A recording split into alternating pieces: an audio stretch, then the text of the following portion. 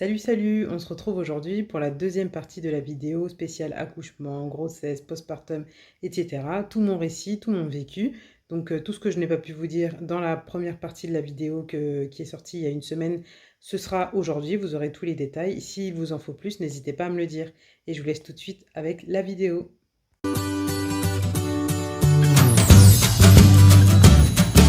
Ensuite, donc pour tout ce qui est séjour à la maternité, on a eu extrêmement chaud pendant le séjour là. Il faisait extrêmement chaud, il n'y avait pas de climatisation. Bon, après, ils ne peuvent pas trop climatiser parce qu'il y a quand même des nouveau-nés. Mais on a eu extrêmement chaud. Il y a même des moments où, enfin, le premier soir, du coup, enfin, non, quand on est rentré dans la chambre quand on est rentré dans notre chambre, donc 2 heures après l'accouchement, elle était bien habillée, donc avec le pyjama, le gilet, je crois qu'ils avaient mis aussi, le gilet, la gigoteuse. Donc elle avait tout, le bonnet et tout. Pendant la nuit, j'ai dû lui enlever quelques trucs quand même parce qu'elle avait chaud. Elle avait chaud. Et après, pour le reste du séjour, elle a été en body ou en couche. Pour vous dire, un nouveau-né qu'on laisse en body ou en couche. Alors que, voilà, pour mes premiers, ils avaient, enfin pour mon premier, du coup, Lucas qui était né au mois de mai, il avait eu du mal à réguler sa température. On devait faire beaucoup de peau à peau, etc. pour qu'il puisse réguler sa température. Il était habillé chaudement, tout ça. Et là, bah, c'était mon premier bébé d'été, donc c'était la première fois que j'avais à vivre ça comme ça. Mais du coup, enfin, c'était la première fois que j'avais à vivre du coup la maternité dans la chaleur. Et du coup, c'était quelque chose aussi que je redoutais parce que je savais pas comment je vais l'habiller. Dans le sac, dans la valise de maternité, d'ailleurs, je vous ai montré, j'avais prévu deux tenues. Enfin, des t-shirts, des bodys à manches courtes, des bodys à manches longues, un pyjama chaud, un pyjama moins chaud, etc. Parce que je savais même pas comment elle allait être habillée, donc j'avais tout prévu au cas où. Et au final, pendant le séjour en maternité, bah, elle a pas été habillée quoi. Même le jour de la sortie, on est sorti le 1er août, il faisait chaud dehors, mais c'était incroyable. Et du coup, bah, elle est sortie en body. Ouais, dans le siège auto, elle était en body. Elle était en body. Première fois que je sors un bébé de la maternité en body, quoi. Donc, du coup, voilà, ça a été quand même. C'était quand même éprouvant. Pour moi, en tout cas, la chaleur, l'extrême chaleur, comme ça, c'était vraiment très dur. Même pour dormir, enfin bref, on avait vraiment trop chaud.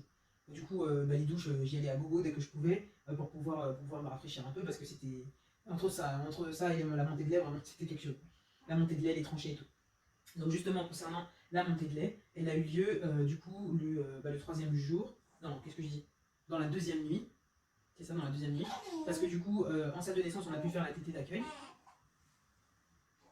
Attends, je te place direct. Bon, ça, mon choix, je savais dès le départ quel était mon choix, c'était l'allaitement exclusif. Ça, je ne me posais même pas la question. Par contre, pour la montée de lait, du coup, ça, elle a eu lieu le jour le plus chaud, mais incroyable. C'était caniculaire dans la chambre. Et du coup, bah, Christy, elle pleurait, elle pleurait, elle pleurait, elle pleurait. Il y a un moment où je me suis dit, non, mais je ne vais pas laisser mon bébé se déshydrater parce que j'ai pas encore de lait et qu'elle, elle a trop chaud. Enfin, je ne vais pas la laisser se déshydrater. Donc, du coup, j'ai demandé un complément. J'ai demandé un petit complément de lait. D'ailleurs, bah, je n'étais tellement pas, comment dire, impliqué, non, c'est pas au courant des pratiques que du coup j'ai dû demander, mais en fait on donne combien à un bébé de cet âge-là. Donc on m'avait dit qu'on a une millilitres lui donner, mais en fait parce que je ne voulais pas qu'elle se déshydrate, pour moi elle risquait de se déshydrater et sachant que j'avais pas encore de lait et qu'il faisait extrêmement chaud. Et elle pleurait, elle avait chaud, elle pleurait, elle pleurait, elle pleurait. Je pouvais pas mettre le ventilateur directement sur elle parce que sinon elle allait prendre un coup de froid. Enfin bref, du coup là en toute conscience en fait j'ai demandé un complément de lait et ça je vous le raconte parce qu'en fait pour mon premier on m'avait forcé oui, si je peux dire ça, on m'avait forcé à donner un complément à mon fils, alors que j'étais absolument pas averti du coup du fait des raisons pour lesquelles on devait donner un complément ou pas. J'étais pas d'accord, mais du coup, en gros, on me disait que j'avais pas assez de lait et que du coup, il devait avoir un complément parce que du coup, il n'était pas assez nourri.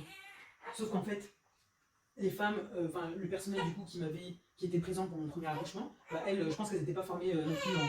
Ça va, ça va, bébé. Elles n'étaient pas averties non plus pour toutes les questions qui concernaient la lactation.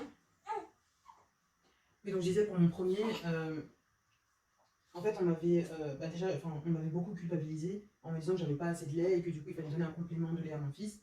Donc on m'avait dit oui, mettez votre sein dans sa bouche et puis en même temps on lui met un petit capillaire par lequel on lui fait aspirer du lait, comme ça, du lait du coup Galia. Mais du coup moi j'étais pas avertie et puis surtout j'étais pas d'accord, en fait j'étais pas réellement d'accord. Et en fait psychologiquement j'en ai pris un sacré coup en me disant bah, j'ai pas assez de lait, etc. Et du coup le début de mon allaitement c'était pas forcément bien passé à cause du coup du fait qu'on m'avait dit que j'avais pas assez de lait, du coup qu'on avait donné un complément à mon fils alors que je voulais absolument pas qu'il ait de lait maternisé avant un certain temps.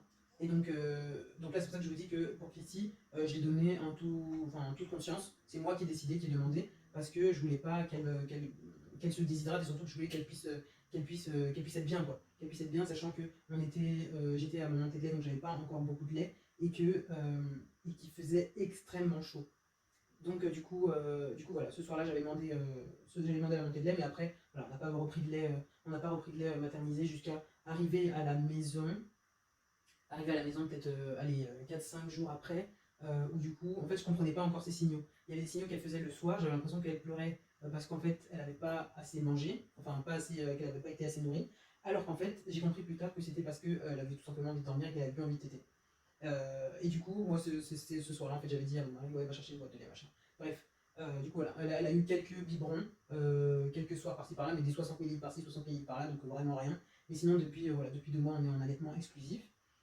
Et du coup, voilà, ce soir-là, à la maternité, elle avait eu du lait, mais que moi j'avais demandé. Ensuite, donc, en ce qui concerne la mise en place de l'allaitement, bah justement, donc, pour la mise en place de l'allaitement, donc, Christy a pu téter tout de suite, dès qu'on est arrivé dans la salle de naissance, donc une fois qu'elle est née dans l'espace nature, on est allé dans la salle de naissance. À ce moment-là, elle a eu tout de suite, enfin très rapidement en tout cas, dans les 30 minutes, elle a eu, enfin je l'ai mise au sein. Et ensuite, voilà, l'allaitement s'est mis en place progressivement. Du coup, enfin, il n'y a pas vraiment eu de jours où j'avais pas l'impression d'avoir de lait. Ça a été assez crescendo. Enfin, ça a été plutôt simple, je crois, la mise en place de l'allaitement. Après, je me suis beaucoup aidée de tisanes d'allaitement. J'en ai bu quasiment tous les jours, là même jusqu'à présent, j'en bois encore. D'ailleurs, c'est très bon. Je vous montrerai dans une prochaine vidéo quelle tisane d'allaitement je bois, mais elles sont très très bonnes, donc c'est ma tisane du matin, enfin, clairement j'aime beaucoup. Après, il y a de la réglisse dedans, donc je me dis qu'il faut quand même faire attention parce qu'eux ils conseillent d'en boire 3-4 par jour, mais tous les jours, quand même, pendant 2 mois, je pense que ça fait quand même beaucoup. Euh, Sachant qu'il y a de la réglisse, enfin, bon, je fais pas d'hypertension, mais c'est pas recommandé pour les gens qui font de l'hypertension. Donc je me dis que bon, la réglisse tous les jours, 3-4 fois par jour, pendant 2 mois, ça fait quand même une sacrée dose de réglisse. Donc, moi j'en bois une, parfois 2 par jour, parfois j'en bois pas, et le lendemain j'en bois. Donc, enfin, voilà. Mais du coup, voilà, on reste en moyenne sur 1 ou 2 par jour. Voilà, depuis ces 2 mois-là. Et ce qui m'a permis. Enfin, c'est l'une des choses, je pense, qui a maintenu mon allaitement. Et puis Christy tète très très régulièrement. Là, il ne se passe pas 4 heures sans qualité T. Donc vraiment ça s'est mis en place tout seul. L'allaitement s'est mis en place tout seul. Elle a bien joué son rôle. J'ai pas eu de mots liés à l'allaitement trop prononcés. Enfin, si, quoique. En fait, moi, les allaitements, les débuts de l'allaitement, j'ai toujours des douleurs. Dans les 2 premières semaines, enfin, dans la première semaine même, j'ai des douleurs qui arrivent. Ce qui fait que quand l'enfant se met au sein, en fait, quand il commence à téter, je serre les dents jusqu'à ce que après ça, la douleur se détende et puis après ça va mieux. Donc ça me l'a fait aussi cette troisième grossesse, enfin pour ce troisième enfant. Du coup, je pensais que c'était peut-être par rapport au positionnement et tout, mais là j'ai bien fait attention et visiblement ça n'a pas l'air d'être lié à ça. Je sais pas si c'est le fait de l'amorçage en fait de la tétée qui fait ça, mais en tout cas ça m'a toujours fait ça au début, même pour mes 2 premiers enfants. Et puis là maintenant plus du tout, j'ai plus rien du tout. Peut-être ça va quoi, j'ai rien, pas de douleur ni rien. J'ai pas eu de crevasse. Du coup peut-être que c'est ce que j'ai décrit là juste avant qui est associé aux crevasses, je sais pas. Je sais pas du tout. Parce que physiquement sur mon sein, en tout cas sur mon mamelon, j'avais rien. C'était pas rouge, il manquait pas des morceaux de peau ni quoi que ce soit. Donc du coup voilà. Ah si, j'ai quand même eu des crevasses à un moment, hein. Ah oui, non, il y a un moment où j'ai eu des crevasses là. D'ailleurs c'était courant août. Voilà, 3 semaines de vie, 3 semaines à peu près. 3 semaines après le début de. Ouais, Enfin, c'était pas des crevasses, encore une fois, c'était pas visible, mais j'ai dû serrer les dents. C'était comme si on plantait des aiguilles. C'était comme si on plantait des aiguilles et ça a duré pendant 2 jours. Et en fait, il y a un moment où je me suis dit, bon, il faut que je tire mon lait parce que là, c'est pas possible. Elle peut pas se mettre au sein, c'est pas possible, je peux pas, je peux pas, je peux pas. Mais au final j'ai serré les dents pendant 2 jours et puis au final, c'est passé. Mais ouais, ça a duré un peu. Et en fait, pour pouvoir m'aider un peu, ce que j'ai fait, c'est que je mettais du lait en fait. Mon lait sur des cotons et je les mettais dans mon soutien-gorge quand elle n'était pas le sein gauche. Et là, je mettais sur le sein gauche pour pouvoir apaiser, etc. Après, je mettais sur le sein droit, etc. Donc c'est comme ça que ça a pu guérir en 48 heures. Et puis après c'était bon. Mais là, du coup, voilà, rien du tout, tout va bien. Pour ce qui est des tranchées, les tranchées du coup, les tranchées, donc du coup, c'est les douleurs qu'on ressent au niveau de l'utérus. En fait, c'est clairement l'utérus qui se contracte pour pouvoir se remettre en place et reprendre sa place, reprendre sa taille et reprendre sa place de femme non enceinte. Ça, c'était quelque chose que je redoutais beaucoup, parce qu'on m'avait expliqué que plus on avance dans les grossesses, plus les tranchées font mal. Première grossesse, t'as mal, bon, ça passe. Deuxième grossesse, t'as mal quand même. Troisième grossesse, on m'avait dit que là, vraiment, tu vas douiller. Mais au final, en fait, je pense que j'avais tellement pensé, et je m'étais renseigné sur qu'est-ce que je dois faire pour éviter d'avoir mal, etc. J'avais vu que je devais aller faire pipi avant de l'allaiter, parce que, en fait, pour les mamans qui allaitent, la douleur des tranchées, enfin, la contraction de l'utérus, elle se passe au moment où l'enfant tète. Donc, dès que l'enfant, dans les premiers jours, du coup, dès que l'enfant se met à téter, et bah, du coup, l'utérus se contracte pour se remettre en place. Donc, en fait, c'est que tu peux pas gérer ta douleur en te tordant, machin, parce que t'as ton enfant qui est en train de téter, en fait. Donc, du coup, ça, je redoutais vraiment beaucoup. Donc, j'avais suivi le conseil d'aller faire pipi avant de faire téter l'enfant. Donc, en gros, d'avoir la vessie vide pour pouvoir pour permettre à l'utérus de se contracter et reprendre sa place. Ça, j'avais suivi ce conseil-là. Mais finalement, bah, en fait, les tranchées ont été moins douloureuses que ce que j'avais gardé en tête de mon deuxième accouchement et que ce que j'imaginais pour le troisième. Ma mère me dit que j'y ai tellement pensé, j'ai fait une telle préparation psychologique que c'est moi en fait qui ai permis que mes tranchées soient moins douloureuses que ce que je pensais. Donc du coup voilà, c'est passé très très rapidement, mon utérus s'est remis en place hyper vite. Même le personnel quand il venait m'ausculter, il me disait mais votre utérus enfin, voilà, il descend vraiment, vraiment bien, vraiment vite. Et en fait, à chaque fois qu'elle se mettait au sein, enfin que je la mettais au sein pour téter et que je savais que j'allais avoir les douleurs de tranchée, je laissais la douleur arriver. Et quand la douleur était là, je faisais comme. Moi, ma méthode, c'était de faire comme pour la gestion des contractions d'accouchement. Donc de maîtriser avec le souffle et d'expirer jusqu'à ce que tu n'aies plus d'air, en fait. Comme si tu contractais ton ventre pour que ton utérus en fait, se resserre encore plus vite. Donc c'est comme ça que j'ai géré. Et puis au final, c'est passé hyper vite. Avant que je sorte de la maternité, j'avais plus de tranchée, quoi. C'était terminé. Donc ça, vraiment, ça a été très vite.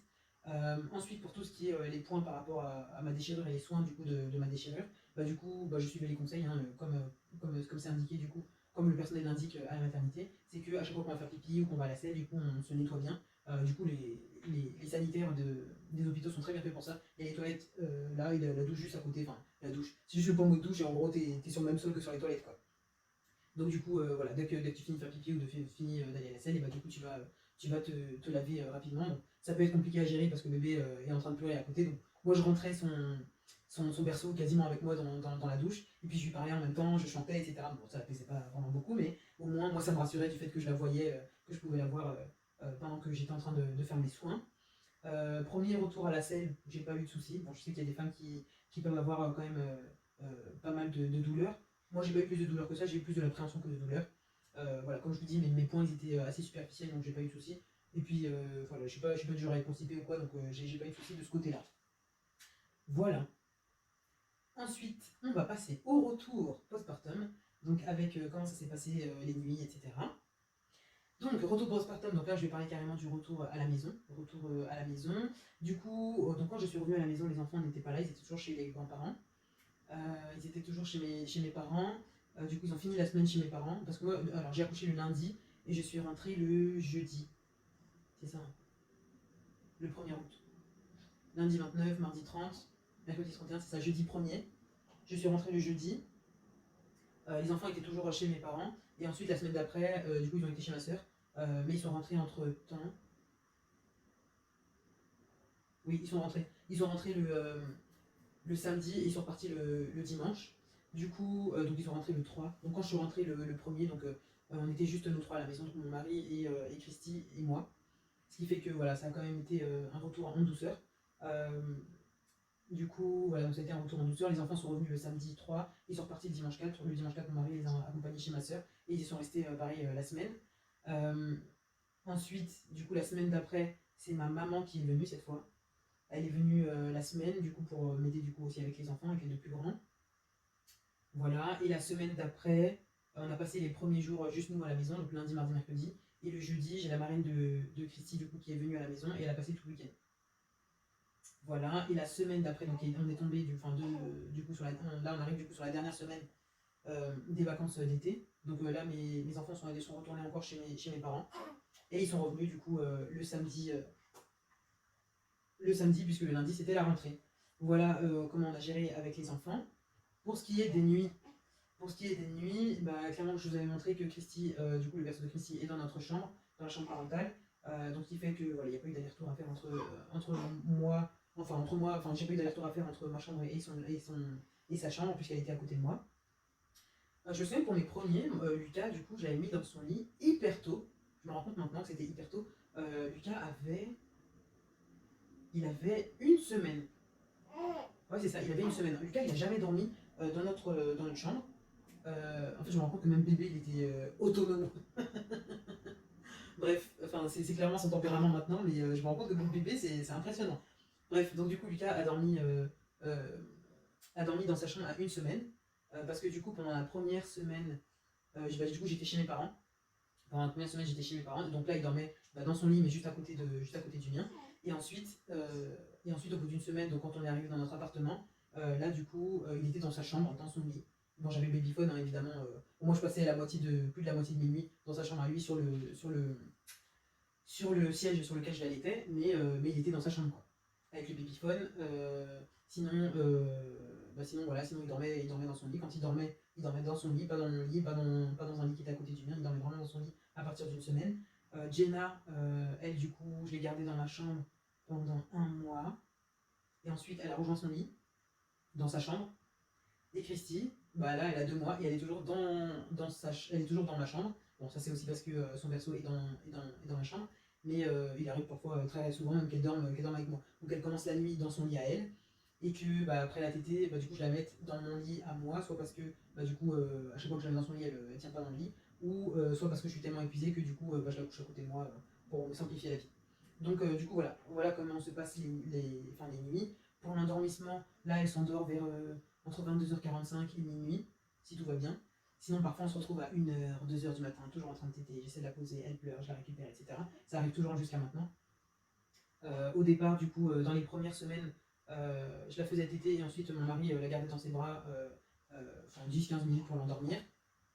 Mais là, du coup, c'est un peu plus anarchique, on va dire. Et on se débrouille toutes les deux. Donc, parce que là, du coup, en plus, mon mari a repris le travail, donc c'est plus compliqué pour lui aussi de pouvoir faire ça.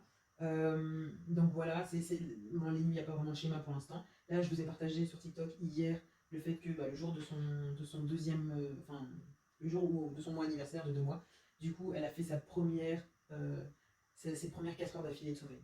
Première fois. Donc en gros, ça fait 2 mois que je dors moins de 3 heures d'affilée. Voilà, voilà. Mais sinon, voilà, j'arrive quand même à me reposer. Soit je me repose dans la journée pendant qu'elle se repose aussi. Soit je tiens bon jusqu'au soir. Et puis si ça va mieux, tant mieux pour moi. Si ça va toujours pas mieux, je réenchaîne une nuit un peu chaotique. Mais bon, voilà, c'est les débuts. Hein, c'était à prévoir.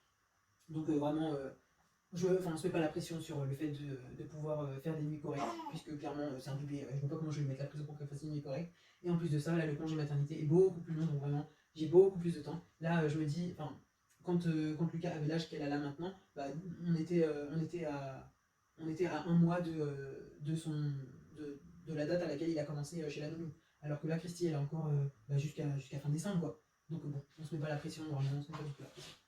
Là-dessus, on se met pas la pression. Par contre, pour tout ce qui est retour à la maison, depuis mon retour à la maison, je cours pour me laver. Ça par contre, c'est un peu difficile. Sur TikTok, je vous disais, je crois que c'est sur TikTok où je disais ça, ou en commentaire, ou je sais plus, que mon visage a besoin d'un gommage. Ou non, c'était pendant un retour de course, je crois. Mon visage a besoin d'un gommage, clairement, mais en fait, quand je suis dans la douche, je me dépêche tellement que je pense même pas en fait à faire un gommage en même temps. Soit parce qu'elle est en train de pleurer et du coup mon mari la récupère, mais bon, en fait elle veut téter, donc bien être avec mon mari c'est pas la solution, donc il faut que je me dépêche. Soit je me dépêche parce que du coup je veux aller dormir. Je veux aller dormir et du coup je pense absolument pas au gommage. Ce qui fait que voilà, là j'ai besoin d'un bon gommage, mais bon, ça attendra le temps que ça attendra. Mon gommage est là, il m'attend dans la salle de bain, mais je le ferai quand je pourrai et quand je voudrais surtout. Voilà, voilà. Pour les repas, du coup je vous avais partagé avant mon accouchement, je vous avais partagé la préparation des repas postpartum que je m'étais faite.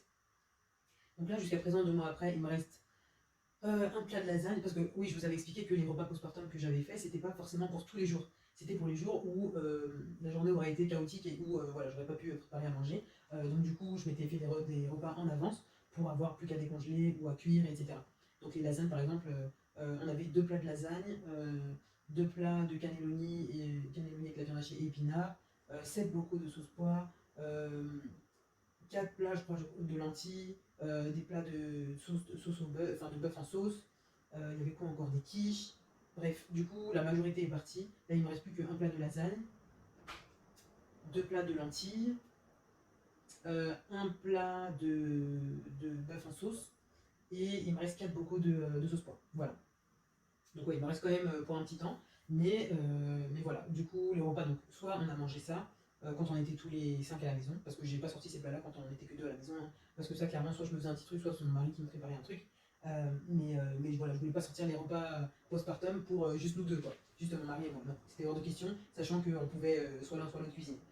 Donc du coup, voilà, j'ai mangé beaucoup de bouillon aussi, de bouillon de légumes. Je vous ai partagé d'ailleurs la recette que j'ai utilisée, donc je pourrais vous la taguer en dans le petit i. Bouillon de légumes, ça c'est vraiment facile à faire.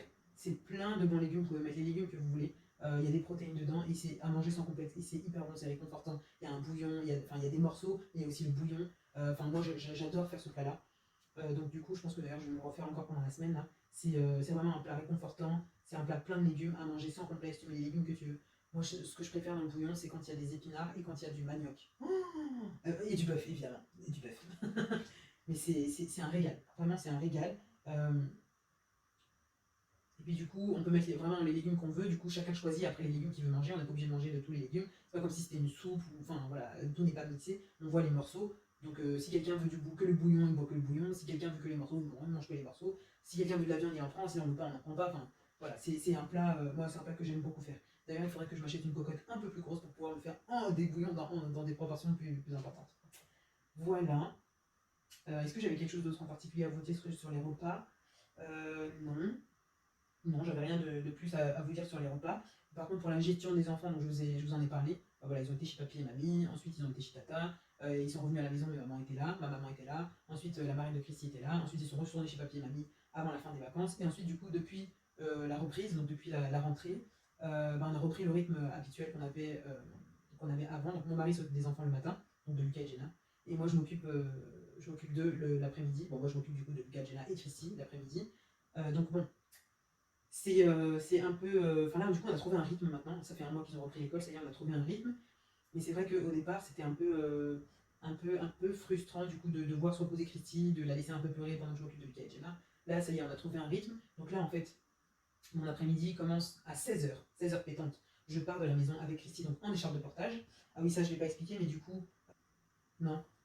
Ça, en fait, j'ai pas encore dit, mais du coup, Christine n'aime pas trop, j'ai l'impression, le siège auto pour l'instant. Parce que du coup, le jour où on a été récupérer Lucas et Jenna chez mes parents, le samedi juste avant la rentrée, pour rentrer, on a mis 2h30, presque 3 heures pour un trajet qui devait faire 1h20. On n'arrêtait pas de s'arrêter. On est parti de chez mes parents, 5 minutes après, on a dû s'arrêter. En plus, c'était le samedi soir là où il a plu, mais c'était incroyable. Donc, mon mari était en train de conduire, Christy était à côté de lui, du coup, dans le siège auto. Moi, j'étais derrière, moi j'étais au milieu, et Lucas et Jenna, chacun sur l'un des côtés. Donc, Lucas et Jenna sont endormis très rapidement. Christy, donc quand on est parti, elle dormait, sauf qu'elle s'est réveillée 5 minutes après. Elle pleurait, mais elle pleurait d'une force. Donc on a dû s'arrêter, j'ai récupéré, je l'ai bercé, puisque c'est l'euro, non c'est pas l'euro, elle fait téter, donc j'ai mis au sein. Parce que comme on était encore à un mois de. Enfin, elle avait tout juste un mois. Du coup, elle était encore énormément. Enfin, de façon anarchique, on va dire. Il n'y avait pas vraiment de rythme, etc. Je commence à voir un rythme se dessiner. À 2 mois, je commence à voir un rythme se dessiner. Mais à un mois, clairement, il n'y a pas de rythme. Donc, on a dû s'arrêter 5 minutes après. On s'est réarrêté 5 minutes après. Enfin, c'était chaotique pour rentrer. Donc, elle a beaucoup de mal à supporter le siège auto pour l'instant. Donc, moi, ce que je préfère faire, c'est quand je vais chercher les enfants, c'est la mettre dans les chambres de portage. Les 2-3 premières fois où j'ai dû aller les chercher à l'école, je l'avais mise dans la poussette, mais au final, du coup, je faisais tout le trajet avec elle dans les bras et j'étais en train de balader la poussette vide. Donc, du coup, j'ai décidé d'arrêter de m'encombrer de la poussette et je la mets directement dans la chambre de portage. Donc, on part à 16h. 16h20, on récupère Jenna. Bon, l'école est seulement à 10 minutes, mais je dois arriver un peu avant pour pouvoir me placer dans la file et être bien placé pour récupérer Jenna en premier, pour avoir le temps d'aller récupérer Lucas avant 16h35. Donc, on récupère Jenna à 16h20. 16h35, on est devant l'école de Lucas. On récupère Lucas, 16h45, on est rentré à la maison.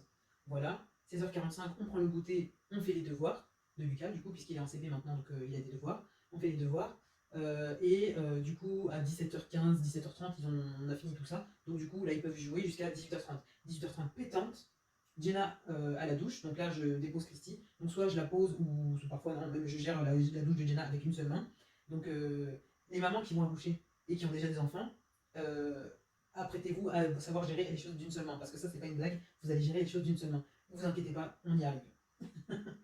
On y arrive. Mais donc, du coup, 18h30, la douche de Jenna, ensuite la douche de Lucas. Bon, maintenant, entre Jenna et Lucas, j'ai interposé Christy parce que j'avais l'impression à un moment qu'elle avait besoin de dormir tôt. Donc, du coup, Donc du coup maintenant il y a la douche de Christy qui s'intercale entre la douche de Jenna et la douche de Lucas. Lucas lui fait sa douche tout seul donc il n'y a pas de souci. 19h, 19h10, on passe à table.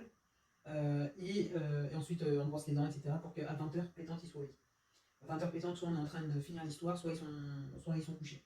Non, allez, non. Il y a des jours où non, on déborde jusqu'à 20h15. Voilà, en tout cas 20h30, la lumière est éteinte et c'est le moment de dormir. Donc soit ils me demandent une petite histoire et du coup je leur mets sur l'enceinte, la petite enceinte, je leur mets dans leur chambre et je leur mets des petites histoires, par exemple au pays du chocolat ou enfin bref, c'est Patricia qui raconte ça, c'est super, les enfants adorent. Elle a une chaîne YouTube où du coup, si vous tapez Au pays du chocolat, vous trouverez sa chaîne YouTube, elle s'appelle Patricia. Et en fait, il y a plein de petites histoires, il y a Au pays des bonbons, Au pays du Père Noël, enfin voilà, c'est des petites histoires apaisantes. Je crois que c'est une hypnothérapeute. Du coup, voilà, elle met les enfants en condition, elle leur demande s'ils sont bien allongés, s'ils sont bien détendus avant de commencer l'histoire. Lucas et Jenna adorent.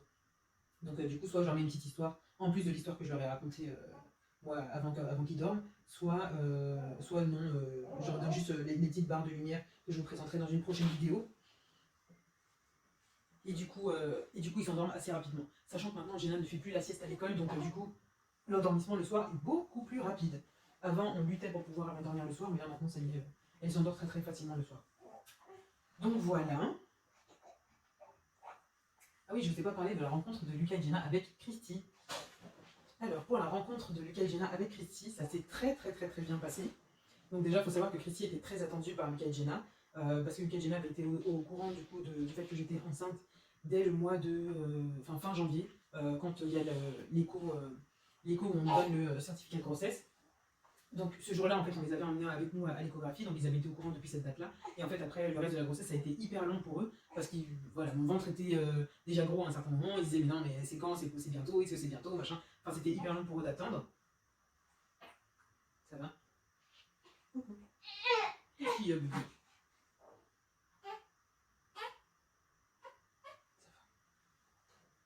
Donc ça a été hyper long pour eux d'attendre. On fait une pause. Allez, on va changer la couche, on fait une pause. Allez, on va changer la couche. Allez, on se retrouve pour finir la vidéo. Donc cette fois-ci, je vais vous parler. Donc, j'étais en train de vous parler tout à l'heure de la rencontre de Lucas et Jenna avec Christy. Du coup, ça s'est très bien passé. En fait, donc je vous disais qu'ils attendaient impatiemment l'arrivée de leur sœur, que le temps de la grossesse a été hyper long pour eux, et que donc ils attendaient vraiment impatiemment. Donc quand ils l'ont rencontrée du coup le samedi où ils sont revenus, ils ont dit oh elle est toute petite, ils étaient tout émerveillés et tout. Et ils ont voulu la prendre dans leurs bras. Du coup même encore maintenant, chaque fois qu'ils en ont l'occasion, ils veulent la porter. Si elle pleure, ils viennent bercer le transat. Enfin voilà, ça s'est vraiment bien passé la rencontre entre les deux plus grands et du coup leur petite sœur. Donc elle était très très attendue. Et donc voilà, maintenant c'est voilà, on est dans le quotidien. Donc là, elle commence à être un peu plus éveillée, donc du coup, ils ont plus d'interaction avec elle. Mais c'est vrai qu'au début, je leur avais expliqué qu'ils n'auraient pas beaucoup, qu'elle répondrait pas beaucoup à leur stimuli, quoi, qu'elle pourrait pas jouer, etc. Parce qu'elle est encore tout bébé. Et qu'au fur et à mesure du temps, elle va apprendre à les reconnaître, qu'elle va apprendre à savoir que ça c'est Lucas, ça c'est Jenna, elle va avoir envie de jouer avec eux, etc. Mais que ça viendrait petit à petit. Donc ça, ils étaient au courant. Donc ils n'ont pas été surpris de ce côté-là. Et puis après, le fait que voilà, qu'il y ait un troisième enfant, ça les a pas surpris non plus, puisqu'ils étaient au courant, ils ont été au courant avant même qu'elle n'arrive, donc ils étaient très impatients. Donc voilà, ça s'est très bien passé. Après maintenant, il va falloir être vigilant du coup sur les temps d'attention qui sont attribués à chacun pour que personne ne se sente mis de côté, qu'il n'y ait pas de comparaison qui soit faite entre les enfants, parce que ça on sait très bien que c'est quelque chose qui ne sert pas du tout les enfants, de les comparer les uns aux autres. Donc plutôt de mettre en avant leurs forces et essayer de les aider sur leurs faiblesses, mais sinon voilà, on ne les compare pas et surtout voilà, on consacre du temps à chacun pour que tout le monde se sente à sa place.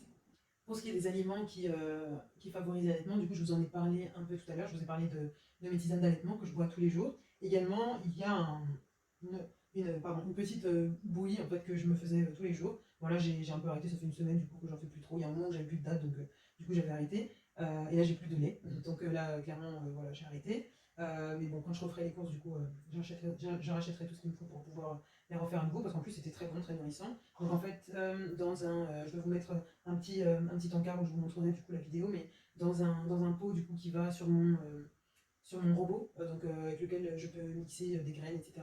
Donc dans ce petit verre là, en fait, je mets une cuillère de flocons d'avoine, 2 dattes, des noyautés évidemment, j'y ajoute de l'eau bouillante, je laisse le tout gonfler, et 10 minutes après, j'y ajoute du lait, donc un peu de lait, enfin vraiment pas beaucoup, un fond de verre, jusqu'à arriver à la limite maxi du verre dans lequel j'ai mis tout ça. Et ensuite, je mixe le tout. Donc en fait, ça revient à faire une bouillie, parce qu'après, les flocons d'avoine, du coup, on les voit plus du tout. Les dattes, il reste des plus ou moins gros morceaux au fond.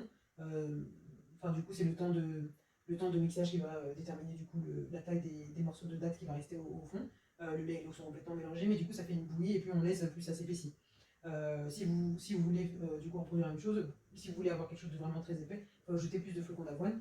Mais sinon, voilà, moi je mettais juste une cuillerée. Au début, j'en mettais deux, et après c'était trop épais et ça mixait mal, etc. Il fallait que je remette des choses à l'intérieur, etc.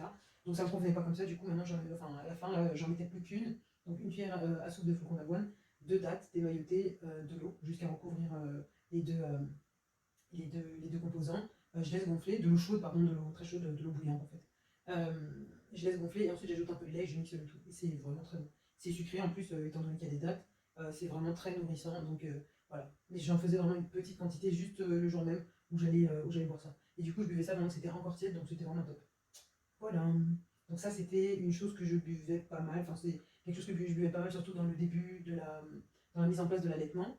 Les flocons d'avoine, j'en ai beaucoup mangé. Je me faisais des tasses aussi de flocons d'avoine avec un spéculoos trempé dedans. C'était super bon. Qu'est-ce que je faisais encore? Bah, je mangeais des dattes aussi. Je mangeais des dattes, la tisane d'allaitement. Et puis après, voilà, c'est surtout les légumes, la viande. Je remarquais que les jours où je mangeais, enfin, au début dans la mise en place, du coup, les jours où je mangeais beaucoup de légumes verts, j'avais l'impression que ça fluidifiait vachement enfin, que ça me. C'était enfin, vraiment très galactogène en fait comme aliment. Donc du coup, voilà, les légumes, vraiment ne lésinez pas dessus. Après, il y a des choses qu'il ne faut pas trop manger apparemment, comme la menthe, le persil. C'est pas recommandé. Évitez aussi les haricots rouges, haricots blancs. Euh, les lentilles aussi, au départ je pensais que ça faisait rien, mais au final si. Enfin, je voyais sur le comportement de Christy que ça me dérangeait un peu. Donc les lentilles, j'en mange plus non plus. Qu'est-ce que je mange plus non plus? Bah du coup la sauce pois, j'essaie de pas trop en manger non plus. Ça j'ai pas encore bien ciblé si oui ou non ça a un effet, mais bon je me dis que c'est quand même des haricots. On fait ça avec des haricots rouges ou des haricots noirs, donc du coup je pense que ça doit avoir un effet quand même. Le brocoli, ne mangez pas de brocoli. Donc tout ce qui est brocoli, chou-fleur, tout ça n'en mangez pas. Et sinon c'est tous les aliments à éviter. Euh, Bon, après, je mange pas pimenté, donc bon, voilà, j'ai pas de recommandation à faire dessus, j'ai pas vu d'effet en tout cas. Mais le brocoli, j'en parle parce que j'ai vu l'effet. Les haricots également, donc du coup, voilà, les lentilles également. Après, voilà, j'ai pas d'autres aliments à déconseiller. Et un autre aliment à conseiller, bah voilà, les fruits, les légumes, l'eau évidemment. L'eau, buvez-en beaucoup.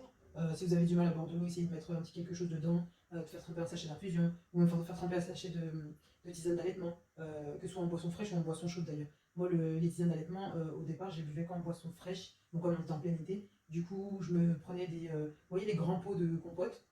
Une fois, enfin, du coup, j'ai plein de grands pots comme ça, que je garde une fois que l'aliment qui était dedans est fini, je lave et puis je garde. Ça me sert à faire autre chose après, à conserver autre chose. Et du coup, je remplissais ça d'eau, je me mettais une paille dedans, et puis je avec mon sachet de tisane d'allaitement, je remplissais d'eau au fur et à mesure de la journée, je changeais de sachet, etc. Et du coup, ça fait une boisson fraîche, mais enfin, avec un petit goût et tout, c'était vraiment très agréable. En plus de ça, j'avais ma bouteille d'eau à côté, enfin, je buvais et je bois d'ailleurs toujours beaucoup. D'ailleurs, maintenant, je remarque que enfin, ma soif est redevenue comme avant.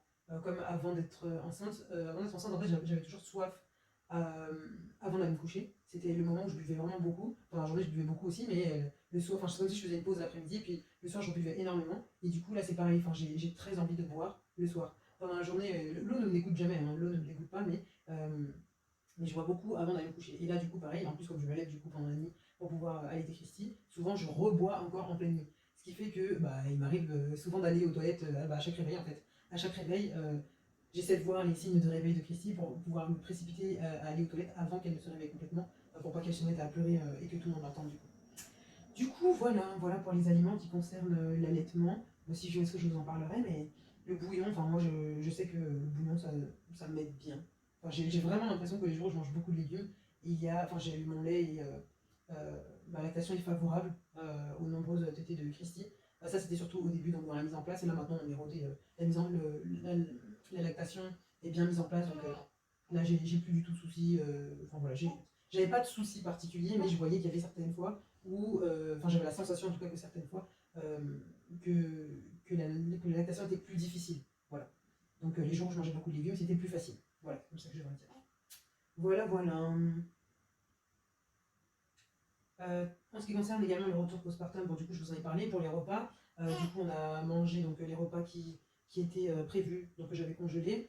Et également, je faisais des choses assez simples, comme le bouillon dont je vous ai parlé la dernière fois. Souvent, il m'arrive d'étaler en fait, la préparation des repas dans la journée. Si la journée est difficile, il m'arrive d'étaler la préparation ou d'abréger la préparation. Par exemple, je sais pas, moi j'ai décidé de faire je sais pas moi, un féculent avec une viande, et bah parfois on se retrouve à manger, ok, le féculent il a été préparé, la viande n'a pas été préparée, bah dans ce cas-là, on va se faire, je sais pas moi, une omelette ou un truc comme ça. Enfin bref, un petit truc qui va permettre d'avoir un repas complet, mais pas le repas que j'avais prévu du coup. Donc ça arrive, et puis surtout j'essaie de préparer des repas simples pour pouvoir réussir à les faire en fait, réussir à les cuisiner.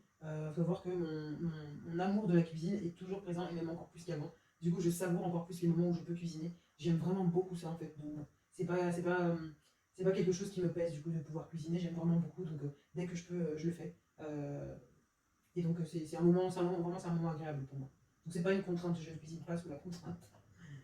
Voilà pour les repas. Donc là, en ce qui concerne la gestion du foyer, plutôt la maison, le ménage, etc.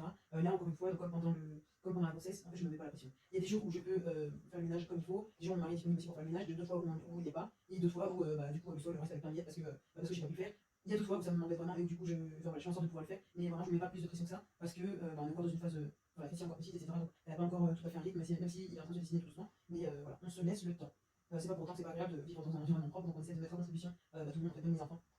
D'en faire un jeu, hein, par exemple, s'ils ont mis des taches au mur et qu'on n'a pas nettoyé tout de suite, et bah, du coup, par exemple, un samedi, pendant qu'on est en train de nettoyer, on va leur donner un chiffon si chacun, et on va leur frotter les murs, par exemple. Il y a des tâches, ça les amuse en fait de pouvoir faire des choses comme nous, donc pourquoi pas en profiter. Après, en ce qui concerne les produits que j'utilise pour bébé, il y a quand même pas mal de produits très spécifiques, le liniment, etc. D'ailleurs, le liniment, je vous avais fait une vidéo avant d'accoucher qui concernait la préparation du liniment. Sachez d'ailleurs que les bouteilles de liniment que j'avais faites avant d'accoucher, du coup, je les utilise depuis le jour de sa naissance et les bouteilles ne sont toujours pas finies.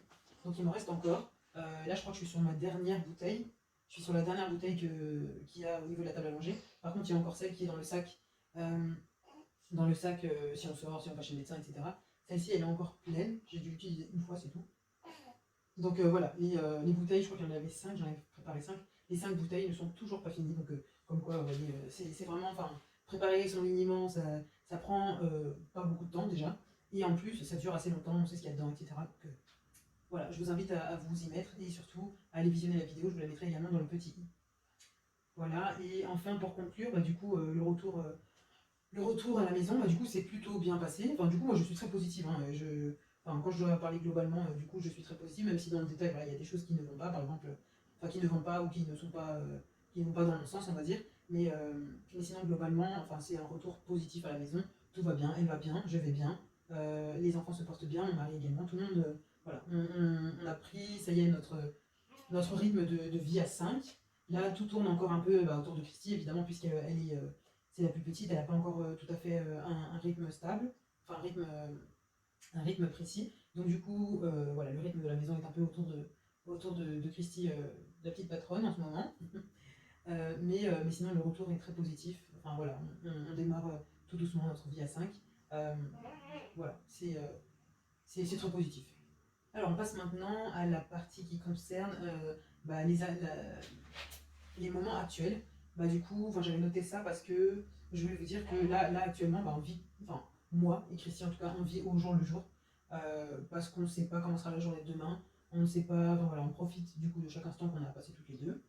Et surtout, là du coup, je me suis rendu compte à un moment que j'avais pas de vision. Enfin, vous savez, parfois vous réfléchissez à la semaine prochaine, ok, je vais faire ça. Ah, dans 2 semaines, je vais faire ça. Et il y a un moment où je me suis rendu compte que c'est pas que je me projetais pas parce que voilà, je sais que la semaine va se dérouler, mais c'est que je ne planifiais pas de faire des choses à plus de 2 ou 3 jours d'avance. Donc, j'avais pas de vision sur le plus loin. En fait, j'étais tête dans le guidon, où je regardais uniquement ce qui était en train de se dérouler là ou le lendemain, c'est tout. Et j'étais vraiment dans du très court terme. J'avais une vision avec du très court terme. Bon, là, du coup, j'ai commencé à me lasser un peu de ce rythme-là, ce qui était très répétitif, du coup, et qui n'était pas très stimulant pour moi. Parce qu'au-delà d'être une maman qui allait et tout, qui est en postpartum, qui vient d'accoucher, etc., qui doit se remettre au physique et physiquement, etc., en fait, j'ai toujours été quelqu'un qui a besoin de speed, de bouger, de faire des choses différentes, etc. Et donc, il y a un moment où j'ai eu un peu une baisse une baisse d'énergie parce qu'en fait j'étais plus stimulée, j'avais plus cette stimulation dont j'ai besoin. Donc là, je me suis remise, déjà je me suis remise sur YouTube, enfin je me suis remise à faire mes vidéos YouTube, je me suis remise à faire des plannings de vidéos, à refaire, voilà, à planifier, ok, qu'est-ce qui va se passer dans un mois, qu'est-ce que je dois faire pendant un mois, comment est-ce que je mets ça en rétro-planning, qu'est-ce que je dois faire pour les fêtes de Noël, etc. Voilà, je me suis remise à essayer de voir un peu plus loin pour pouvoir me donner matière à réfléchir, à être stimulé, etc. Et ça m'a fait beaucoup de bien, donc ça c'est les dernières semaines que... Ça c'est vraiment mes dernières semaines. Je vous parle vraiment de mon actualité. Là ça c'est vraiment mes toutes dernières semaines. Parce que cette baisse d'énergie, comme je vous en parle, là c'était au début du mois. Voilà, c'était il y a trois semaines à peu près. Et là maintenant ça va beaucoup mieux.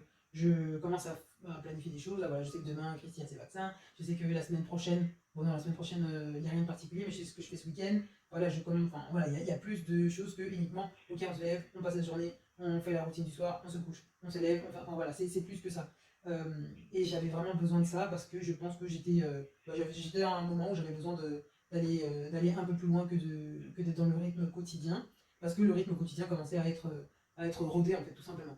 Donc voilà, il faut savoir s'écouter, parce qu'en fait, dans ce moment-là, au moment où j'ai eu cette baisse d'énergie, je voyais pas forcément que c'était à cause de ça. Je voyais juste que je m'ennuyais et que voilà, j'ai besoin de stimulation, mais je savais pas l'exprimer, parce que moi-même, je comprenais pas clairement ce que j'avais. Là, ça va beaucoup mieux en fait. Même au niveau de mon humeur, du coup, ça va mieux. Parce qu'il y a eu aussi, il y a un petit temps où j'avais l'impression d'être énervé tout le temps, d'être en colère, d'être de mauvais poils et tout. Enfin, bon, ça devait pas être très agréable à vivre pour mes enfants et mon mari surtout. Le pauvre. Du coup, bon, pour les enfants, voilà, ça c'est le genre de choses que je fais en sorte qu'ils ne voient pas trop. Mais c'est vrai qu'avec mon mari, du coup, c'est. Bon, enfin, on est nous deux, quoi. Donc, du coup, c'est quelque chose qu'on peut partager entre nous. Et du coup, s'il y a des humeurs, et parfois ça s'exprime. Du coup, c'est à lui que je les exprime. Donc, je pense que ça ne peut pas être forcément simple à comprendre et à vivre. Mais donc là, maintenant que j'ai réussi moi-même à mettre des mots et des actions pour pouvoir me sortir de cette mauvaise. De cette, de cette cuvette là, et du coup, là, ça va beaucoup mieux. Voilà, mais voilà, il faut savoir qu'au début, avec un nouveau-né, on vit clairement au jour le jour, parce que son rythme change très très très vite. Il y a des nouveautés qui arrivent, enfin, c'est une succession de nouveautés en fait. C'est comme si dans un temps condensé, on a une succession de nouveautés, c'est incroyable. Donc, du coup, voilà, il faut juste savoir s'écouter, prendre le temps de s'écouter pour pouvoir identifier et pour mettre en place des actions pour pouvoir s'aider soi-même, avant même que quelqu'un d'autre nous aide, parce que c'est nous-mêmes d'abord avant quelqu'un d'autre. Voilà. Voilà. Pour ce qui est de l'actualité également, mon poids, du coup, je suis quasiment revenue à mon poids d'avant grossesse. L'allaitement est très efficace.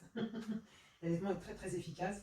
Et surtout, je pense que mon alimentation est carrément différente de l'alimentation que je pouvais avoir quand j'ai eu Lucas ou quand j'ai eu Jenna. Parce que au fil des années, on se renseigne sur l'alimentation, qu'est-ce qui est bon, qu'est-ce qui n'est pas bon, etc. Et du coup, il y a énormément de choses qui sont différentes, mais ce sont des choses qui étaient déjà intégrées dans mon quotidien en fait. Je pense que c'est aussi ça qui avait permis que je ne prenne pas trop de poids du coup pendant la grossesse, au-delà d'avoir le manque d'appétit, etc. Le manque d'appétit, les maux de dos, etc. Je pense qu'il y a aussi le fait que j'étais mieux renseignée sur l'alimentation, enfin encore mieux renseignée, parce que c'était déjà des sujets qui me passionnaient déjà au moment où j'ai eu mon premier enfant. Mais donc voilà, je pense que je m'alimente mieux, ce qui fait que j'ai pas pris trop de poids et surtout que j'ai pu retrouver mon poids d'avant grossesse, même si voilà, il y a encore des efforts que je peux faire, hein. Là, il y a des fois où je mange un peu trop de choses sucrées ou des choses comme ça. Euh, et ça, je peux clairement faire des efforts encore dessus. Mais voilà, ça n'a pas été du tout difficile de revenir en tout cas à mon poids d'avant grossesse, même si j'ai pas retrouvé forcément ma forme physique d'avant grossesse. En tout cas, le, pour le poids, j'y suis presque à 1 ou 2 kilos près, voilà, j'y suis presque. Du coup, voilà. Et après, prochainement, du coup, les choses qui vont être à faire, c'est déjà la rééducation du périnée, qui est un indispensable pour toutes les femmes qui viennent d'accoucher, que ce soit par voie basse ou par voie haute. Vraiment, la rééducation du périnée, c'est pas quelque chose qu'il faut lésiner, puisque en fait, donc, on a un capital de fermeté. Enfin, j'ai fait un TikTok là-dessus, hein. Donc, si vous voulez aller voir de ce côté là-bas, du coup, j'y suis aussi. Enfin, voilà, j'en parle aussi. En fait, la rééducation du périnée. Donc, déjà, le périnée, c'est un muscle qui a soutenu toute la grossesse. Donc, du coup, c'est pour ça que même si on a accouché par césarienne, il faut quand même aller faire sa rééducation, puisque la grossesse a joué sur le périnée, même si on n'a pas accouché par voie basse. Donc, le périnée a soutenu le poids du bébé et du coup de l'utérus du coup pendant toute la grossesse. Donc, il a été distendu, etc. Il a perdu un peu de sa force, peut-être de sa tonicité aussi, avec l'effet des hormones. Et du coup, là au fur et à mesure, du coup, une femme en postpartum, du coup, elle retrouve peut-être un peu de sa fermeté, mais elle ne retrouve pas forcément tout si elle n'entraîne pas son périnée comme il faut. Du coup, elle ne va pas retrouver son capital de fermeté. Et ce qu'il faut savoir, c'est que ce soit après une grossesse ou après 2, 3, 4, 5 grossesses, si on ne retrouve pas un minimum de capital de fermeté, une fois arrivé à la ménopause, le périnée se relâche encore du fait des changements hormonaux en fait. Ce qui fait que même si après, je sais pas moi, 4-5 grossesses, ou même moins que ça, même une grossesse, on n'a pas forcément eu de fuite urinaire, etc., en fait ça peut arriver à la ménopause. Donc du coup, pour éviter ça, il faut faire sa rééducation du périnée pour pouvoir retrouver un minimum de fermeté, pour retrouver la fermeté, toute la fermeté qu'il est possible en tout cas de retrouver, pour ensuite arriver au jour de la ménopause en ayant cette fermeté qui du coup, je sais pas moi, peut-être qu'elle serait à 90% de ce qu'elle était pendant qu'on était jeune fille. On arrive à la ménopause à 90%, et ben il y aura forcément un relâchement à la ménopause, donc on sera peut-être à 70. 70, ça peut peut-être nous permettre d'avoir un quotidien correct. Tandis que si on arrive à la ménopause avec un capital à 50%, et que une fois passé une fois entré dans la ménopause, on se retrouve à 30 ou à 20, et du coup on risque des fuites urinaires, on risque des choses qui ne sont pas forcément agréables à vivre et qui du coup demandent des protections, etc. Qui ne permettent plus de vivre comme on l'aurait voulu. Donc du coup, il est vraiment essentiel d'aller faire sa rééducation du périnée, et ceci après chaque grossesse. Donc je ne suis pas une spécialiste, je ne suis pas sage-femme, je suis pas voilà, mais c'est quelque chose sur lequel, c'est un sujet sur lequel on m'a bien sensibilisé dès mon premier postpartum, donc il y a 6 ans. Et du coup, pour moi, c'est indispensable de faire sa rééducation du périnée. C'est vrai que c'est pas confortable d'avoir à aller la faire déjà parce que on n'a pas forcément envie de montrer cette zone-là du coup à la sage-femme, etc. D'être exposé, encore une fois, déjà qu'on a été pas mal pendant la grossesse, pendant l'accouchement, mais il faut dire que c'est un temps à passer. En général, c'est 10 séances. Donc si on fait 10 séances, si on fait 2 séances par semaine, si la sage-femme ou la personne qui nous fait cette rééducation nous propose 2 séances par semaine, en 5 semaines, c'est fini. Après, bon, voilà, il peut y avoir, si le cycle menstruel fait qu'on a nos règles pendant ces 5 semaines, du coup, on va pas pouvoir faire cette semaine-là. Bon, on va dire que ça va durer 6 semaines, quoi. Mais c'est pas énorme, c'est rien, c'est quasiment rien dans toute la vie d'une femme. Mais pour autant, ça peut nous permettre après de pouvoir reprendre le sport avec un peu plus d'aisance, de pas avoir de fuite urinaire, ça a également des effets visiblement apparemment sur la vie sexuelle. Donc c'est pas quelque chose qu'il faut négliger. Et il faut prendre ce temps, même si moi par exemple, là, j'ai fait ma première séance la semaine dernière. C'était pas confortable parce que, encore une fois, j'avais pas envie de montrer cette zone-là à la sage-femme, mais bon, il fallait le faire. Et puis Christy, ne peut pas rester, je peux pas arriver chez un praticien et la laisser dans le transat du praticien pendant 1 heure. Je sais qu'elle va pas tenir, elle va pleurer, etc. Alors, du coup, c'était pas agréable pour moi d'y aller, je savais pas trop comment ça allait se passer, etc. C'est un peu stressant, du coup, du fait qu'on sache pas comment ça va se passer, et on veut le bien-être de notre bébé, mais en même temps, on ne va pas le laisser pleurer. En même temps, on doit faire notre éducation. Donc là, en fait, pour moi, ça s'est bien passé, du coup, puisque la sage-femme fait la rééducation du périnée. Enfin, je suis assise, il y a une sonde. Il y a une sonde, oui, c'est vrai, j'ai oublié de parler de ça, il y a une sonde, donc c'est pas très agréable. Mais bon, il faut la faire, il faut la faire. Donc il y a une sonde, mais du coup, je suis assise avec ma sonde, et du coup, j'ai pu avoir Christine dans les bras pendant toute la séance. Et bon, finalement, ça n'a même pas duré 1 heure, en plus, je me souvenais plus que ça durait pas 1 heure d'ailleurs. Ça n'a pas duré 1 heure, mais du coup, voilà, je l'avais avec moi dans les bras. On avait été en plus en écharpe de portage. Ensuite, j'ai juste enlevé l'écharpe de portage, je l'ai mise dans mes bras. Une fois que c'était fini, je me suis rhabillée et tout, j'ai repris dans mes bras. Du coup, elle a même pas pleuré en fait. Et donc voilà, il faut y aller. Allez-y au moins une fois, essayez de faire au moins une ou deux séances, voyez comment ça se passe avec vos bébés, même si c'est pas confortable. C'est pas un moment où forcément on a envie d'aller faire ça, etc. Mais surtout, il faut pas reprendre le sport tant qu'on l'a pas fait. C'est vraiment très important. Donc rééducation du périnée. Et ensuite, moi, mon gynécologue m'a également prescrit de la rééducation abdominale à faire chez un kinésithérapeute. Ça, j'ai jamais fait, absolument jamais. Donc, je sais pas du tout ce qu'il en est. Je peux pas vous en parler pour l'instant puisque je ne le connais pas. Je pourrais vous en reparler après si ça vous intéresse. Dites-moi dans les commentaires si ça vous intéresse. Dites-le moi, hein, sinon je vous en parlerai pas si personne ne me dit que ça m'intéresse. Donc là, ce sera, je sais plus combien de séances il a mis. Je sais plus combien de séances il a mis sur l'ordonnance. Voilà, mais en tout cas, voilà, je pourrais vous en reparler si ça vous intéresse. Donc c'est ce qui est prévu pour les prochaines semaines. Je vais également faire de la rééducation, enfin pas de la rééducation, mais des séances chez le kiné pour mon dos. Du coup, quand j'appellerai kiné pour la rééducation abdominale, je lui parlerai également de mon dos pour pourquoi pas qu'il puisse joindre du coup les deux types de séances et que je ne vais pas y aller le double de fois. Prochainement aussi, pour les semaines à venir, du coup, ce qui est prévu pour nous pour l'allaitement, c'est de continuer l'allaitement exclusif. au moins jusqu'à ces 4 mois, pourquoi pas même jusqu'à ces 5 mois, puisque 5 mois ce sera fin décembre, donc je reprends le travail début janvier. Enfin, je me suis jamais vue en train de donner, d'allaiter mon bébé pendant que j'ai repris le travail. Là, je pense pas m'infliger ça non plus, surtout avec 3 enfants. Je pense pas m'infliger ça non plus. Donc, à mon avis, elle sera allaitée jusqu'à son cinquième, enfin, jusqu'à ce qu'elle ait 5 mois, fin décembre. Et du coup, fin novembre, on commencera à manger. Mademoiselle va commencer à manger du coup à la cuillère des légumes, etc. Donc là, je pense que je continuerai l'allaitement aussi. Enfin, je verrai en tout cas comment ça se passe, mais voilà ce qui est prévu. Donc l'allaitement le plus longtemps possible, exclusif le plus longtemps possible. Voilà, voilà. Donc du coup, je sais plus si je l'ai dit, mais je parle d'allaitement exclusif, mais il m'est déjà arrivé de donner un peu de complément à ma fille, surtout quand je ne comprenais pas encore ses signaux. Et si un soir je suis extrêmement fatiguée, il y a eu un truc pendant la journée que j'ai pas pu me reposer comme il fallait, etc. Ou même le jour où on est parti de chez mes parents avec les enfants et qu'il a fallu conduire, du coup, on lui avait donné un peu, enfin, je l'avais allaité, et puis ensuite on a complété avec 60 millilitres de lait. Elle avait un mois, oui, un mois tout juste, c'était fin août. Euh, mais du coup, voilà, sinon, il y a de rares fois, du coup, où on lui donne un peu de lait, un peu de lait Galia, c'est Galia qu'on a acheté. Euh, mais sinon, voilà, c'est un bébé qui est allaité exclusivement. Mais voilà, j'en se mets pas de barrière, en tout cas, par rapport au lait maternisé. Voilà, c'est pas le diable, quoi. Enfin, voilà. Enfin, c'est pas comme ça qu'on le voit, en tout cas. À ma première grossesse, c'est comme ça que je le voyais. C'est pour ça, d'ailleurs, que je vous disais tout à l'heure que quand on avait mis le complément dans la bouche de mon fils, j'avais l'impression d'avoir subi la plus haute trahison qu'on ait jamais faite sur Terre, quoi. Enfin, c'était horrible. Enfin, bref. Du coup, voilà, l'allaitement le plus longtemps possible. Ensuite, du coup, suite à mes rééducations donc du périnée et ensuite rééducation abdominale, après la rééducation du périnée, du coup, je pourrais me refaire poser mon contraceptif. Ça aussi, on pourra en parler en détail si vous le souhaitez. Mais du coup, ensuite, donc rééducation abdominale et ensuite reprise du sport. Donc, reprise du sport, je pense que moi, le sport que j'aime faire, c'est la corde à sauter, mais je ne vais clairement pas commencer par la corde à sauter après la rééducation abdo. Je vais reprendre les marches d'escalier déjà.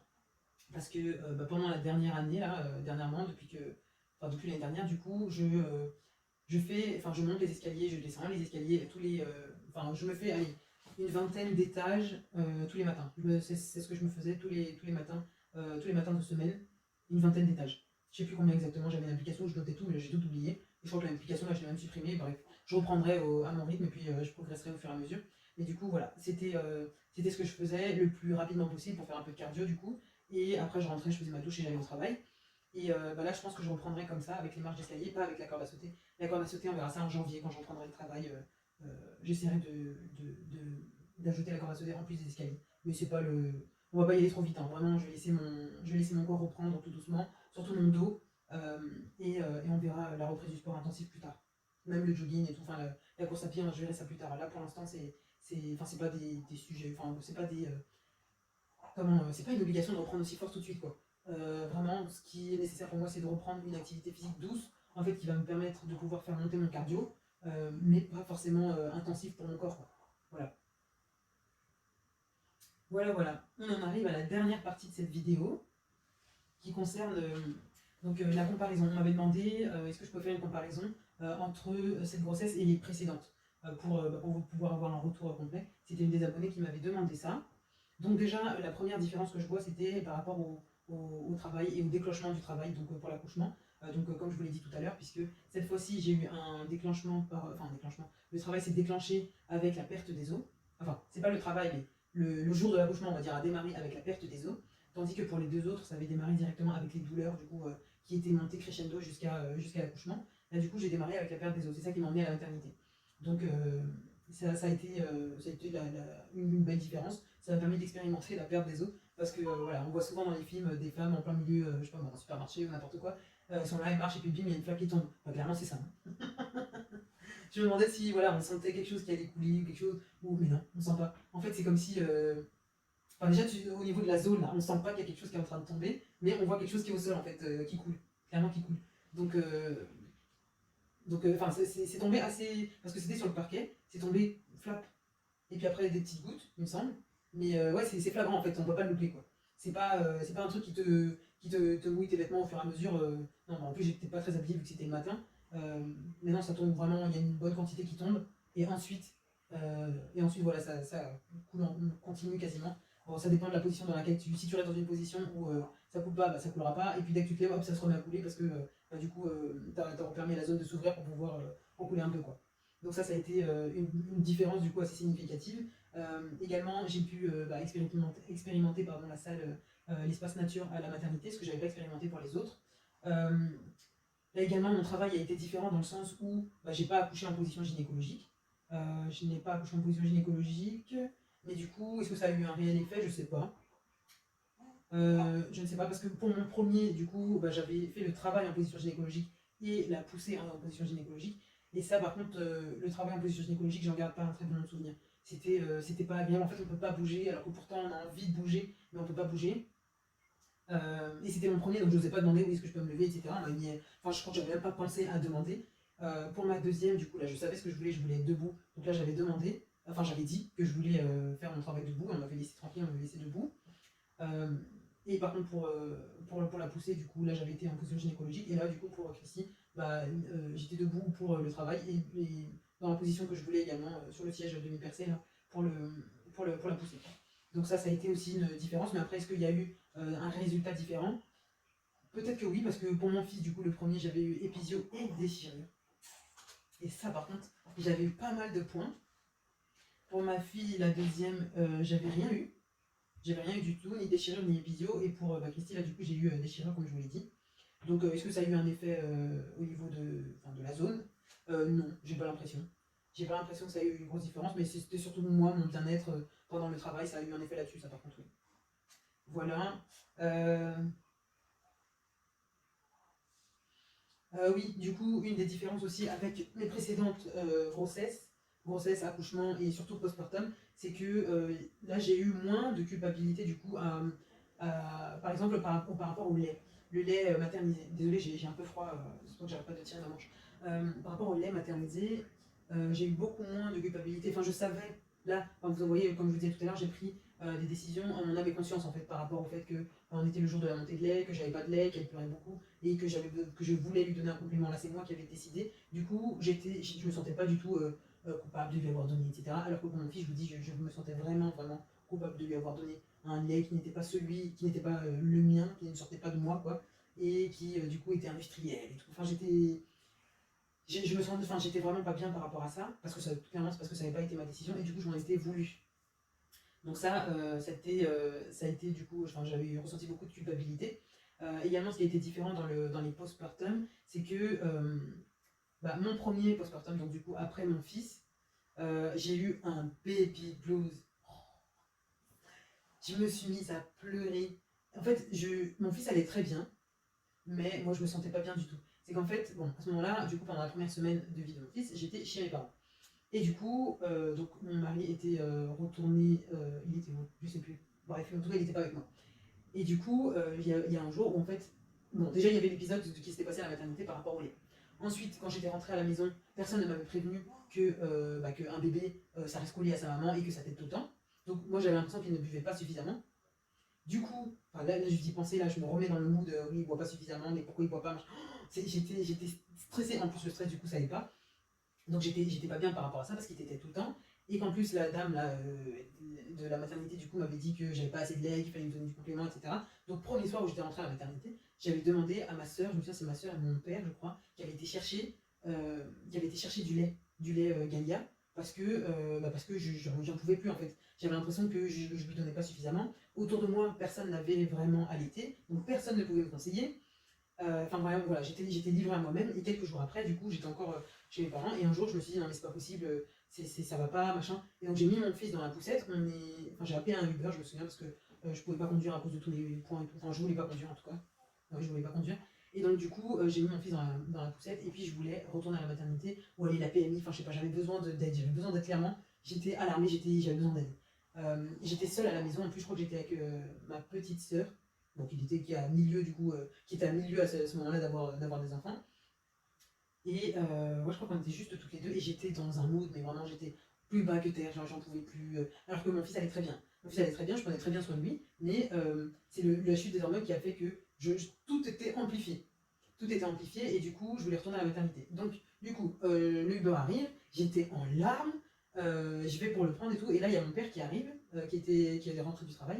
Et il me dit mais qu'est-ce qu'il y a, Lucas, il va bien, qu'est-ce qui se passe, machin. Et je dis non, Lucas, il va bien, mais il me voyait en larmes, donc du coup il pensait qu'il y avait un drame qui s'était passé. Donc il me dit qu'est-ce qu'il y a et tout. Je lui dis non, Lucas, il va bien. Il me dit mais qu'est-ce qu'il a, il va, ça va. Je lui dis oui, ça va, Lucas, il va bien, il dort. Et il me dit mais pourquoi tu pleures. Je lui dis je sais pas. Bref, en fait, mon père n'était pas.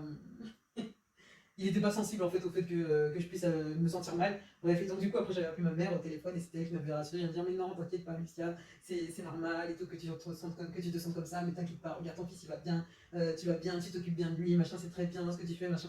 Bref, et c'est ma mère qui m'avait rassuré, et du coup j'avais été voir le chauffeur du Uber en larmes et je lui avais dit oui monsieur, je suis désolée, j'étais encore en train de pleurer, je lui disais que je devais annuler la course et tout, et il me voyait tellement dans un état de dépité qu'il m'a dit vous inquiétez pas et tout, je vais annuler moi-même pour pas que ça me fasse de frais à moi.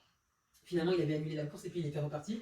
Et moi, j'étais rentrée, mais je me sentais pas bien en fait psychologiquement. Alors qu'en fait, il n'y avait rien pour que je ne me sente pas bien.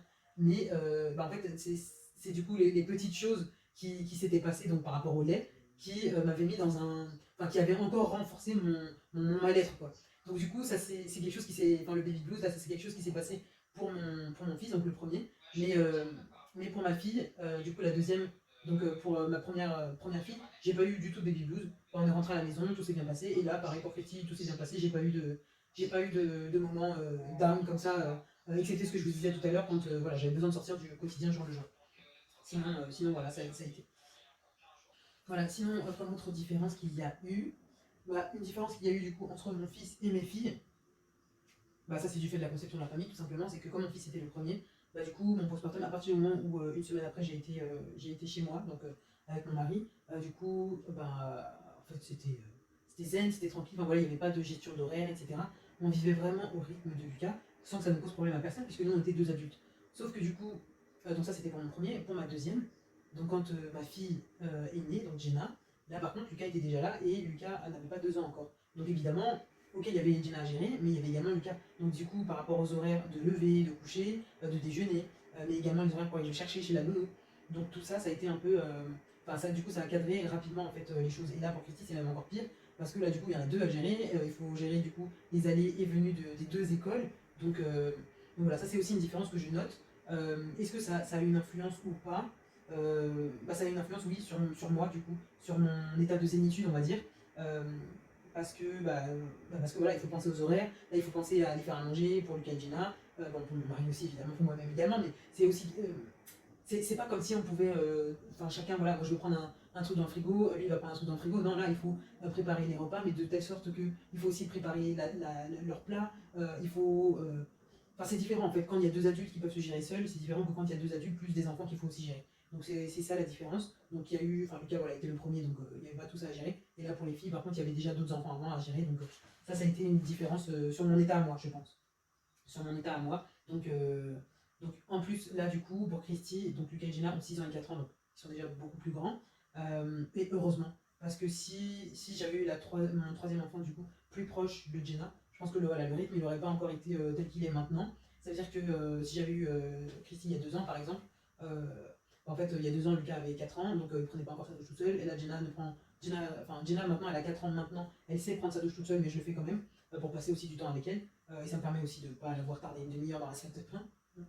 Mais Lucas lui prend sa douche tout seul. Donc voilà, il y a déjà beaucoup plus d'autonomie maintenant que si les enfants avaient été plus rapprochés. Donc voilà, c'est mieux pour nous, là en termes de gestion, c'est mieux pour moi en tout cas, pour gérer le soir, gérer les couchers. Pareil, je vous dis, là il y a quoi, il y a 3 mois, avant la rentrée, enfin avant les vacances même, Jenna faisait encore la sieste en petite section, et du coup le soir, j'avais beau la coucher à 20h, 20h30, 22h, enfin 22h c'est là où elle dormait quoi. Donc, et d'ici à ce qu'il soit 22h, parfois elle sortait de la chambre, on la recouchait, enfin c'était des allées-venues. Alors que là maintenant, depuis la rentrée, depuis même le début des vacances, puisque pendant qu'elle est à la maison, elle ne fait pas de sieste non plus, ça fait une éternité qu'elle fait plus de sieste, du coup voilà, elle se couche, enfin quand on la couche, elle dort. Donc ça c'est aussi quelque chose qui a évolué depuis très peu de temps, mais qui heureusement a évolué. Parce que je pense que ça aurait été beaucoup plus ingérable pour moi, là du coup de pouvoir recoucher, faire des allers-retours pour recoucher Jenna. Pendant que je dois également m'occuper de Christy jusqu'à parfois 22h, 23h, minuit, etc. Voilà. Là, du coup, une autre différence, c'est que plus positive, on va dire, c'est que j'ai une meilleure organisation du coup, du fait de toutes ces petites choses qui ont évolué au fur et à mesure du temps, du fait d'avoir déjà 2 enfants en ayant du coup un nourrisson également, tout simplement, enfin, j'ai acquis encore une meilleure organisation, que ce soit au niveau des repas, que ce soit au niveau de la maison. Là, par exemple, au niveau de la maison, je vous disais tout à l'heure de ne pas se mettre de pression par rapport aux tâches ménagères, mais du coup, je vous ai parlé quand même de mes 2 indispensables, donc la vaisselle et les vêtements. Les vêtements, ok, c'est un indispensable, on les lave, mais là, je vous montrerai également dans une prochaine vidéo qui concerne. La prochaine vidéo, c'est quoi? Ah oui, qui concerne l'organisation pour les enfants depuis la rentrée. Euh, donc vous verrez dans cette vidéo que j'ai des paniers de vêtements propres dans le couloir. Enfin, j'ai 4 paniers de vêtements propres dans le couloir. Un panier pour Christy, un panier pour mon mari et moi, un panier pour Lucas et Jenna, et un panier de chaussettes. Donc voilà, là en fait, mon panier de vêtements sales, il reste toujours à taille réduite, on va dire. C'est l'objectif, ne pas avoir une tonne de vêtements sales, parce que en gros, il faut qu'on ait des vêtements disponibles pour pouvoir s'habiller. Simplement, ils sont pas dans le placard. Clairement, ils sont pas dans le placard. Là, hier, elle m'a permis de faire une petite trêve. Du coup, elle a dormi quelques heures d'affilée où j'ai pu du coup faire des vider les paniers. Donc j'ai vidé celui de Christy et j'ai quasiment vidé celui de Lucas et Jenna. Donc j'ai tout remis dans la placard. En plus, Lucas et Jenna, il y avait des choses à monter et à descendre entre les vêtements d'été qu'il faut remettre en haut, auxquels les t-shirts blanches couvrants, on n'en est plus, etc. Et on ressort tous les pulls. Donc ça, j'ai pu le faire pour les enfants. Mon mari et moi, notre panier, il est toujours dans le couloir. Et du coup, à chaque fois que je fais une lessive, je fais un sèche-linge, et les vêtements secs, je les mets dans les paniers concernés, et puis c'est tout. Enfin là clairement, j'ai pas le temps de faire plus, je ne ferai pas plus. Mais d'un autre côté, je suis mieux organisée parce que j'avais jamais eu cette idée d'aligner des paniers dans le couloir et puis de garder uniquement des vêtements propres. Donc bref, il y a des choses comme ça où il faut, enfin, c'est indispensable en fait de pouvoir s'organiser, mais d'un autre côté, moi ça me permet, enfin, le fait de m'organiser mieux me permet de me vider la tête. De me vider la tête parce que je sais qu'à telle heure je dois faire ça, et puis ça, une fois que j'ai fait ça, ça se passe comme ça derrière, et puis tant pis si j'ai pas plié les vêtements, mais au moins ils sont lavés et ils sont secs. Voilà. C'est aussi une évolution par rapport aux autres grossesses, parce qu'en plus, pour Jenna, quand elle a eu un mois, on est tombé en confinement, jusqu'à ce que moi j'ai repris le travail uniquement après, au mois de septembre, non, mi-août. Mi-août, donc Jenna était en février, au mois de mars on a été en confinement et on est resté à la maison jusqu'à mi-août.